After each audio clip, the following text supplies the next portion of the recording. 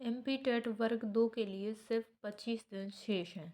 आप लोगों की तैयारी अच्छे से हो गई होगी, लेकिन कुछ ऐसे लोग हैं जिन्होंने अभी तक तैयारी शुरू भी नहीं की होगी। तो वो लोग कैसे इस पेपर को क्लियर कर सकते हैं, वो अपनी तैयारी को कैसे मजबूत कर सकते हैं जिससे उनका भी ये पेपर निकल जाए। आज के इस वीडियो में हम बात करने वाले हैं। ऐसे कई लोग होंगे जो कि तैयारी कर रहे हैं, उनके लिए भी ये वीडियो हेल्पफुल रहने वाली है। तो सबसे पहली जो चीज़ है वो होता है, किसी भी एग्ज़ाम को पास करने के लिए उसके सिलेबस का आपको पता होना चाहिए। हम में से कई लोग होते हैं जिनको सिलेबस ही नहीं पता है कि सिलेबस क्या है। तो आपको सबसे पहले सिलेबस निकाल के देखना है। व्यापम की वेबसाइट पे आपको सिलेबस आसानी से मिल जाएगा, आप उसमें अपना सिलेबस देख सकते हैं। इस वीडियो में मैं सोशल साइंस के सिलेबस के बारे में बात करूँगी। तो आपको सबसे पहले जो सिलेबस है वो अपना पढ़ना है और उस सिलेबस को कहीं लिख लेना है। अगर आप लिख नहीं सकते तो आप प्रिंट आउट निकलवा सकते हैं। तो आपको उस सिलेबस को देखना है कि वो सिलेबस आपसे क्या पूछना चाह रहा है। आप उस सिलेबस को देखेंगे पहले, फिर आप ये देखेंगे कि आपके पास जो सिलेबस का जो स्टडी मटेरियल है वो आपके पास है या नहीं। अगर नहीं है तो आपको उस स्टडी मटेरियल को आप कहाँ से कलेक्ट कर सकते हैं। आप उस स्टडी मटेरियल को कलेक्ट करेंगे। कई बुक्स हैं जो मैंने अपनी पहली वीडियो में बता चुकी हूँ, आप उनको देख के थोड़ी हेल्प ले सकते हैं। नेक्स्ट जो चीज़ है वो है आपके कॉन्सेप्ट को क्लियर करना। आप अपने कॉन्सेप्ट को क्लियर कीजिए, क्योंकि आपका टीचिंग का एग्ज़ाम है और टीचर को कॉन्सेप्ट बच्चों को बताने होते हैं। तो कईयों क्वेश्चन ऐसे आएंगे जो कि कॉन्सेप्ट बेस पे होंगे, जिसमें आपको कॉन्सेप्ट पता होना चाहिए।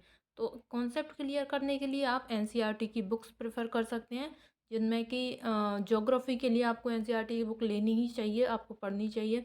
और हिस्ट्री के लिए, क्योंकि हिस्ट्री एक बहुत बड़ा सब्जेक्ट है, आप हिस्ट्री को वैसे कवर कर ही नहीं सकते। आपको ये देखना होगा कि आप किस लेवल की हिस्ट्री को कवर कर रहे हैं। बहुत ज़्यादा हिस्ट्री में आपको नहीं घुसना है, क्योंकि हिस्ट्री एक बहुत बड़ा सिलेबस है, आपको नहीं पता है क्वेश्चन कहाँ से आएंगे। तो सबसे पहले हिस्ट्री के लिए एनसीईआरटी की बुक्स को प्रेफर कीजिए।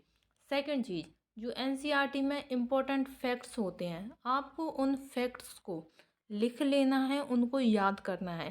क्वेश्चन सीधे सीधे पेपरों में एनसीईआरटी के फैक्ट से आते हैं, तो इसमें भी चांस है कि क्वेश्चंस आएंगे एनसीईआरटी के फैक्ट से। तीसरी हम जो बात करते हैं, जो सबसे इम्पोर्टेंट चीज़ होती है, क्वेश्चंस की प्रैक्टिस। आपने पढ़ लिया, आपके कॉन्सेप्ट क्लियर हैं, आपका बेस बिल्कुल मजबूत है, लेकिन पेपर में क्वेश्चंस कैसे आएंगे, आप उस समय अपने दिमाग को कैसे लगाएंगे कि उस क्वेश्चन का सही आंसर आपको मिल सके, ये आपको पता चलेगा क्वेश्चंस की प्रैक्टिस से। आप प्रैक्टिस सेट आते हैं मार्केट में, वो ले सकते हैं। लूसेंट की वस्तुनिष्ठ आती है, आप उसे ले सकते हैं क्वेश्चंस की प्रैक्टिस करने के लिए। किसी भी एग्ज़ाम में आप तभी पास हो सकते हैं जब आपने क्वेश्चंस की प्रैक्टिस की होगी। आप अगर हिस्ट्री को, ज्योग्राफी को पढ़ लेंगे तो आपके क्वेश्चंस बन जाएं, इसकी 50% चांस होते हैं ओनली। तो आपको क्वेश्चंस की प्रैक्टिस करनी है। चाहे आप पॉलिटिकल साइंस के लिए भी आपको क्वेश्चंस की प्रैक्टिस करनी पड़ेगी। आप कभी कभी भूल जाएंगे कि कौन सा कोट, कौन सी विचारधारा, कौन से विचारक ने दी है।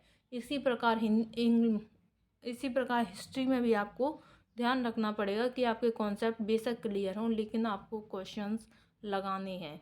क्योंकि कई तरह कुछ कुछ चीज़ों के नामों में सिर्फ थोड़ा सा अंतर होता है और आपको समझ में नहीं आता जो, लेकिन जब आपने क्वेश्चन लगाए होते हैं तो आपको ध्यान रहता है कि ऐसी कोई चीज़ और भी है, तो ये क्वेश्चन उसके बारे में तो नहीं है।